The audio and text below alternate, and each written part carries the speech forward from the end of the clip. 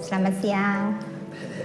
Eh, Terima kasih atas waktunya. Kita langsung saja ya ke pertanyaannya.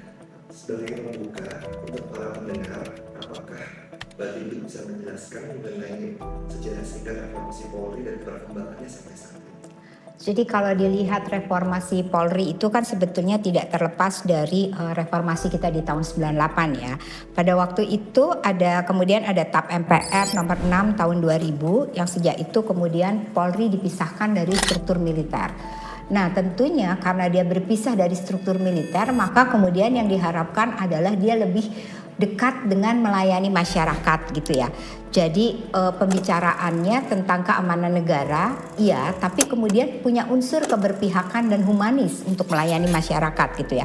Jadi harus lebih menghormati HAM, harus lebih transparan, punya tanggung jawab dan penggunaan kewenangannya yang berbeda dengan militer gitu. Nah, masalahnya kemudian perubahan reformasi ini sudahkah kemudian menjadi perubahan di dalam struktur organisasinya? Siapkah Polri untuk lebih terbuka gitu ya, tidak lagi tersentralisasi, tidak lagi lewat garis komando gitu. Nah, pada pelayanan terhadap publik, memang dari studi kami kepolisian itu punya struktur organisasi yang rapih dalam menyusun aturan-aturan.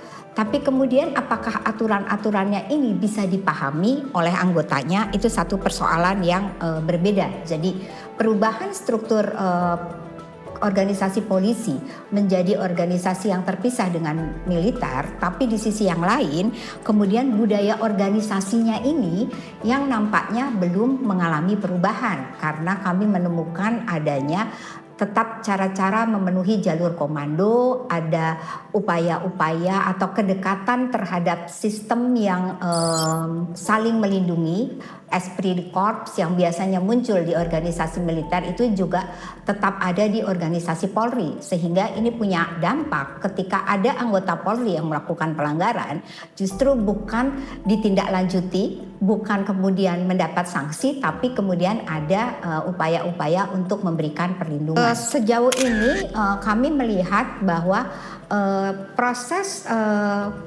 organisasi untuk bisa mandiri terlepas dari kultur militer itu tidak cukup hanya dengan membuat aturan-aturan yang mengacu pada hak asasi manusia. Tetapi di sisi lain memang Polri punya unit-unit kerja yang menjanjikan adanya pengawasan internal yang kuat. Ada beberapa unit kerja yang tugasnya mengawasi anggota polisi yang melakukan pelanggaran gitu. Namun di sisi yang lain proses ini saja nampaknya tidak cukup gitu ya. Pengawasan internal ada, tetapi tadi kultur organisasinya masih didominasi pada kedekatan pada esprit de corps. Jadi kendati pun ada struktur organisasi yang melakukan unit pengawasan, tetapi ketika terjadi pelanggaran, maka yang lebih kuat adalah struktur untuk melindungi anggotanya gitu ya.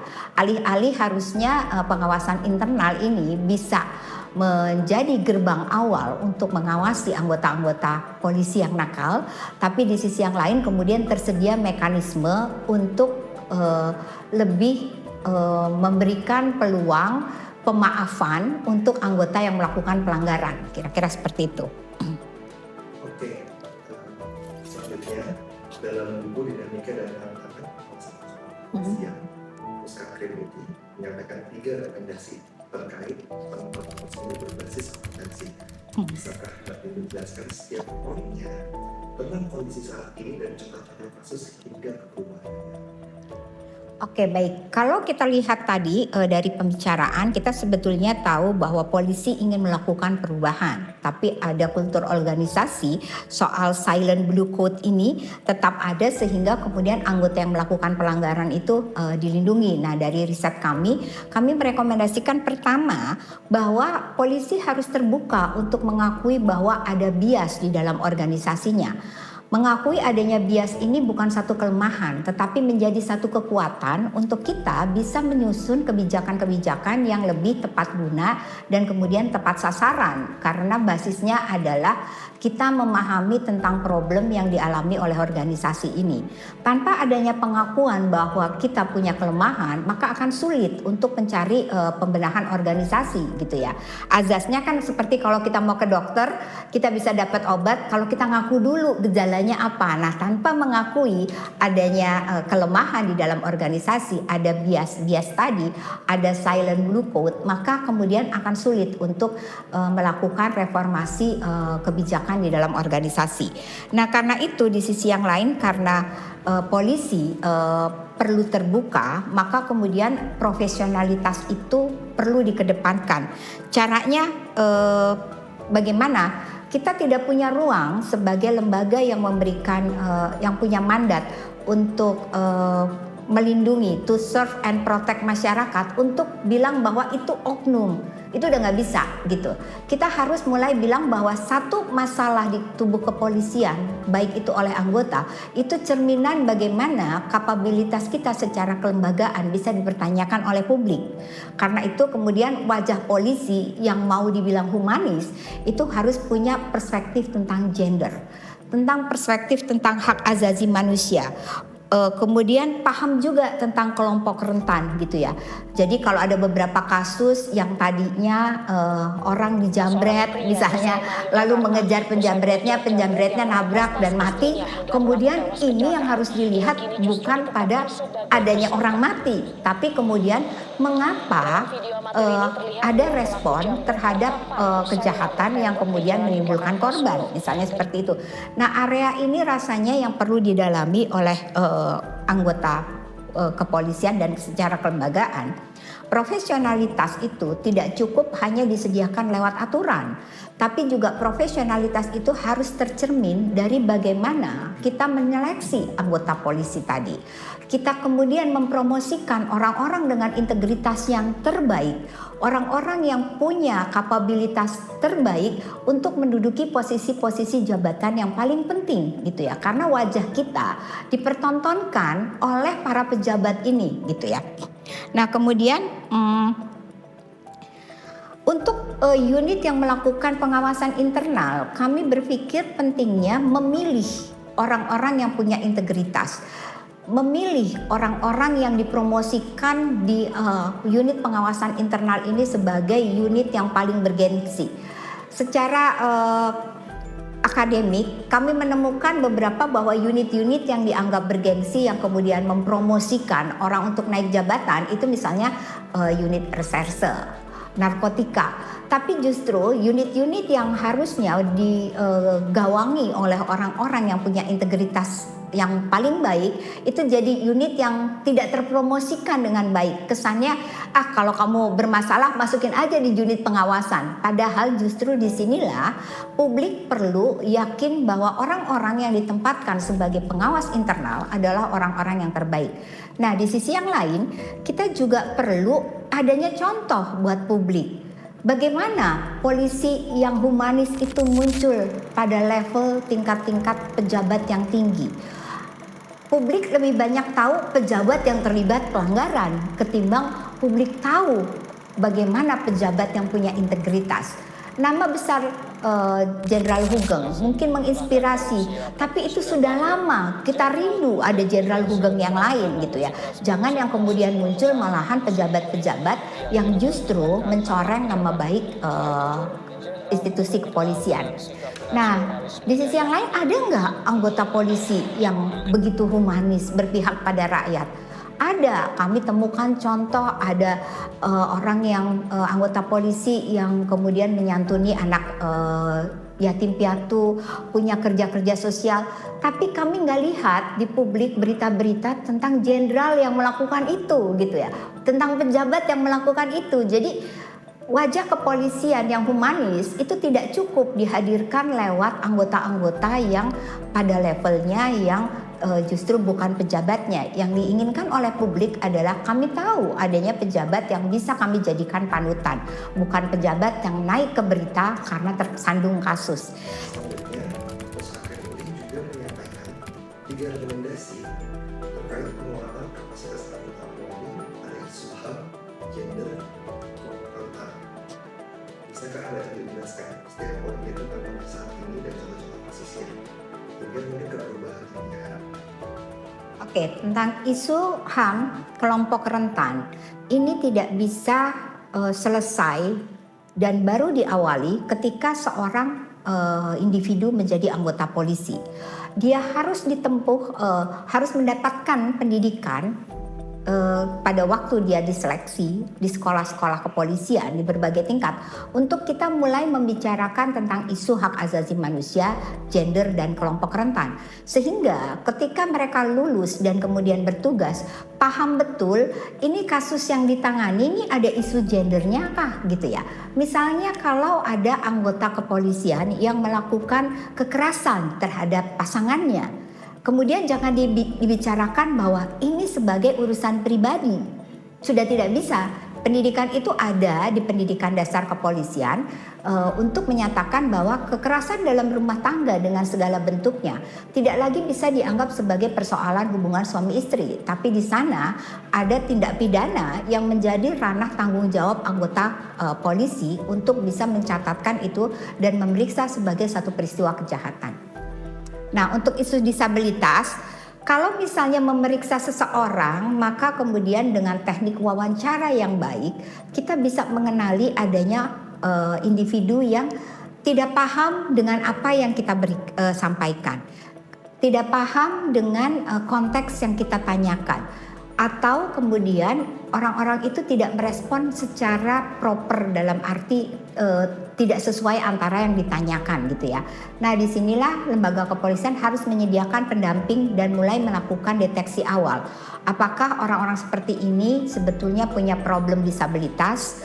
Apakah orang seperti ini punya kendala memahami bahasa gitu ya. Jadi ketika ada tersangka atau korban yang tidak merespon dengan sesuai dengan apa yang kita tanyakan, jangan dilihat sebagai isu pembangkangan, sebagai isu mempersulit, tetapi kita harus punya perspektif bahwa ini mungkin ada konteks yang perlu kita fasilitasi sehingga orang-orang itu bisa paham apa maksud dan tujuannya. Nah, untuk bisa paham isu gender, disabilitas dan juga isu hak asasi manusia lainnya, itu ada baiknya dilakukan juga semacam tes tahunan gitu ya, untuk apakah pemahaman itu tetap ada atau kita perlu tingkatkan. Karena di awal pendidikan di atas kertas kita paham, tapi ketika kita bergelut dengan kasus dan kemudian dikejar untuk penyelesaian kasus, maka perspektif keberpihakan kita terhadap isu HAM, hak asasi manusia, soal gender, soal disabilitas itu kemudian tergerus demi untuk mengejar penyelesaian kasus gitu. Jadi kenapa isu untuk HAM dan gender dan kelompok rentan ini penting? Karena poin utamanya itu bukan setiap anggota Polri itu tahu definisi HAM dan gender, tapi kemudian ada satu proses belajar yang terus-menerus bagaimana modul-modul tentang HAM, gender dan kelompok rentan ini diperbarui dalam semacam pelatihan berkala gitu ya. Karena isu ini kan selalu akan ada temuan-temuan baru, ada kejahatan baru yang kemudian pertanyaan tentang isu HAM, gender dan kelompok rentan ini mengalami perubahan gitu ya. Nah, maksudnya apa gitu? Supaya anggota kepolisian ketika memberikan pelayanan tidak tertinggal dari isu-isu ini. Misalnya tadi soal KDRT, jangan lagi masih ada anggota kepolisian yang beranggapan itu harus diselesaikan antara pelaku dan korban kalau itu suami istri, karena itu adalah persoalan rumah tangga. Nah, hal-hal seperti ini rasanya perlu dilakukan gitu ya. Kemudian tadi kekerasan berbasis gender, ketika menghadapi korban, misalnya korban tentang sexting, tentang revenge porn, seberapa polisi paham bahwa yang hadir sebagai korban itu bukan orang yang bisa kita tuntut gitu ya. Kalau gambar seseorang tersebar luas di media sosial, Nah, yang harus ditelusuri adalah siapa yang menyebarluaskan gambar itu. Ketika misalnya ada pasangan yang ketika sedang berada dalam kesepakatan untuk punya hubungan romantis bertukar gambar, nah kemudian ketika putus disebarluaskan, maka pihak biasanya perempuan yang memiliki gambar itu bukan yang ditangkap, tapi dia adalah sebagai korban. Nah, konteks kapan pelaku, korban, dan saksi dan bagaimana mereka mendapatkan perlindungan itu harus secara terus-menerus diingatkan kembali kepada anggota polisi, sehingga pada waktu memberikan pelayanan dipastikan bahwa setiap orang mendapat keadilan dari proses pelayanan yang diberikan oleh anggota kepolisian. Oke, kalau terkait dengan kerjasama dengan lembaga eksternal untuk transfer pengetahuan monitoring.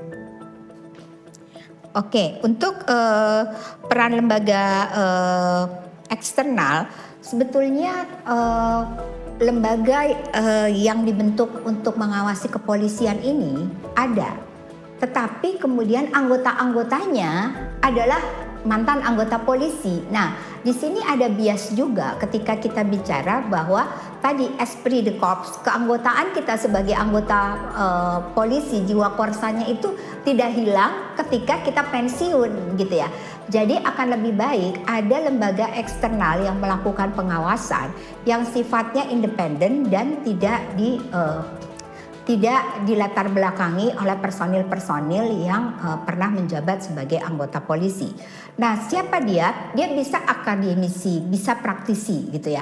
Nah, peran akademisi ini apa? Menyajikan bukti-bukti riset tentang bagaimana misalnya pendapat publik tentang kinerja organisasi kepolisian, atau kita juga bertanya pada anggota kepolisian tentang apa yang dia pahami tentang ruang lingkupnya. Dengan demikian kita bisa punya kekuatan, kita bisa memberikan masukan kepada institusi tentang bagaimana publik ingin dilayani dan dasar pemikirannya apa, dan kemudian bagaimana lembaga kepolisian mengenali anggotanya, apakah aturan-aturan yang ada sudah dipahami atau belum, sehingga kemudian kebijakannya berbasis bukti gitu ya, bukan tidak hanya kebijakan yang berbasis garis komando, tapi perlu ada hal-hal yang melatar belakangi kenapa satu kebijakan muncul itu ada basis ilmiahnya. Selanjutnya tentang peran masyarakat sipil dan penyelenggara negara lainnya. Menurut Mbak Tindu, bagaimana masyarakat sipil, khususnya akademisi dan mahasiswa, dapat ikut berpartisipasi dalam mendorong perkembangan agama sipil? Oke, masyarakat sipil perannya mungkin bisa lebih luas lagi. Sekarang ini masyarakat sipil berpartisipasi lewat hashtag no viral no justice gitu ya. Itu satu langkah yang bagus, tapi itu tidak cukup gitu ya. Kenapa? Kalau sesuatu yang kita jadikan viral baru mendapat respon, itu juga punya potensi bahwa bisa jadi yang kita viralkan itu sesuatu yang ternyata salah, karena itu kan basis pembuktiannya sangat sederhana gitu ya. Nah, bagi anggota polisi atau lembaga kepolisian, apa yang ada di media jangan itu pula yang dijadikan ukuran untuk ditangani, karena bisa jadi ada kasus-kasus yang jauh lebih besar dari sekedar yang no viral no justice gitu ya. Jadi atensi boleh, tetapi kemudian kita juga harus bisa menjawab kasus-kasus besar yang tidak diviralkan. Misalnya isu keterlibatan anggota polisi dalam korupsi, isu keanggotaan anggota polisi terlibat pada judi online. Ini kan ada di masyarakat, tapi masyarakat tidak punya kekuatan dan tidak punya cukup bukti untuk menjadikan isu ini viral gitu ya. Tapi persoalan ini menggerus kepercayaan masyarakat tentang bagaimana lembaga kepolisian yang idealnya melindungi masyarakat gitu ya. Akibatnya ketika kemudian kepercayaan masyarakat terhadap anggota kepolisian itu rendah, maka partisipasi mereka untuk melaporkan hal-hal yang mencurigakan, berpotensi menjadi terjadinya kejahatan, tidak dilaporkan. Nah, misalnya kemudian kenapa surveinya yang penting itu adalah survei dari yang dilakukan oleh lembaga di luar kepolisian. kepolisian boleh nggak bikin survei sendiri? Di sini secara akademik kita akan lebih mempercayai hasil survei yang dilakukan oleh lembaga non-kepolisian. Misalnya dari Transparansi Internasional. Kenapa? Karena di situ yang diajak untuk mengisi adalah publik. Tapi kalau yang mengisi, yang menyelenggarakan adalah lembaga kepolisian membuat survei tingkat kepuasan, pertanyaannya siapa yang mengisi ini gitu ya. Ada pertanyaan publik, jangan-jangan kemudian menjadi perintah atasan yang semua orang anggotanya harus mengisi gitu ya. Jadi secara akademik kami ingin berkontribusi pada hasil riset-riset yang bisa berdiri secara netral, tidak bias dari kekuasaan kepolisian, tapi kemudian kami juga ingin mendengar suara masyarakat gitu. Oke, terakhir terkait peran penyelenggara negara, bagaimana Mbak Tentu melihat peran legislatif? Mungkin khususnya Komisi 3 ya yang belakangan paling rajin membicarakan reformasi Polri. Dalam hal ini bagaimana Mbak Tentu melihat peran? Iya, baik adanya dukungan dari lembaga legislatif. Akan tetapi juga harus dipikirkan dukungan ini akan diwujudkan apakah cukup hanya dengan memanggil gitu ya. Memanggil anggota kepolisiannya atau kepala institusi yang bermasalah. Tapi di ujungnya hal seperti ini akan mempengaruhi kebijakan yang mana gitu ya. Kemudian ini juga harus hati-hati karena kalau tidak diatur dengan baik, pemanggilan seperti ini bisa membahayakan proses hukum yang berkeadilan gitu ya. Kemudian jangan sampai ada pendapat publik ya kemudian kalau udah dipanggil anggota oleh DPR baru kemudian itu ditangani. Itu akhirnya kan memperpanjang birokrasi ya.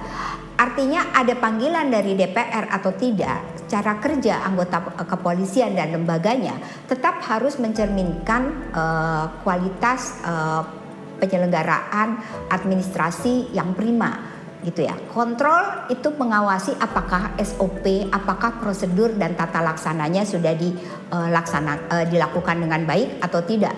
Tetapi organisasi kepolisian dengan perangkatnya ada pengawasan internal harus bisa menata organisasinya untuk bisa menyelesaikan kasus-kasus yang dihadapi dan juga mendapat kepercayaan dari masyarakat. Peran legislatif tadi memang ada bagusnya, tetapi mungkin harus lebih ditingkatkan. Saya sepakat, tapi jangan sekedar memanggil lalu memberikan masukan, tapi what next gitu ya? Apa yang mau kita lihat dari proses ini? Apakah kemudian bisa legislatif menerbitkan aturan-aturan yang atau memberi masukan kepada instansi kepolisian tentang mendorong transparansi data tentang berapa banyak anggota kepolisian yang melakukan pelanggaran gitu ya. Dengan demikian sebetulnya mungkin ada kekhawatiran nanti kalau ketahuan anggota kepolisian melakukan pelanggaran, masyarakat tidak percaya pada anggota kepolisiannya gitu ya, pada institusi polisinya. Di sisi yang lain justru data ini ketika polisi sebagai institusi melakukan bersedia untuk menyampaikan laporan tentang berapa banyak anggota kepolisian yang misalnya dipecat karena melakukan pelanggaran, itu justru mencerminkan kesungguh-sungguhan anggota polisi untuk memberikan keadilan bagi masyarakat yang menjadi korban gitu ya. Kemudian menimbulkan rasa percaya bahwa polisi ini lembaga yang bersih. Jadi kalau kami sebagai anggota masyarakat punya problem, maka kami akan percaya bahwa polisi akan mendudukan kebenaran lebih tinggi daripada kepentingan anggota-anggota atau kepentingan organisasi unit kerja di mana anggota itu berada. Jadi kata-kata slogan bahwa to serve and protect itu terjadi gitu ya, bukan to serve and collect gitu. Masyarakat suka bilang plesetannya to serve and collect, jadi serve-nya pada yang memberikan sesuatu, tapi ini to serve untuk semua orang dan basisnya adalah keadilan serta perlindungan hak asasi manusia. Kira-kira begitu Mbak. Riset ini bertujuan untuk menyuarakan keberpihakan akademisi pada reformasi institusi. Jadi bukan kami kemudian menjelek-jelekan kepolisian gitu, tetapi ini cara kami untuk memberikan kontribusi bahwa kami paham betul institusi kepolisian adalah institusi yang strategik, yang vital di dalam satu negara. Karena itu kami ingin berkontribusi agar kinerjanya menjadi jauh lebih baik, agar masyarakat menjadi kemudian percaya bahwa kerja-kerja kepolisian itu memang bertujuan untuk memberikan perlindungan pada masyarakat. Bagi teman-teman yang tertarik untuk mendalami isu ini, hasil riset kami telah diterbitkan di dalam website uipublishing.com dan juga reformasipolri.org.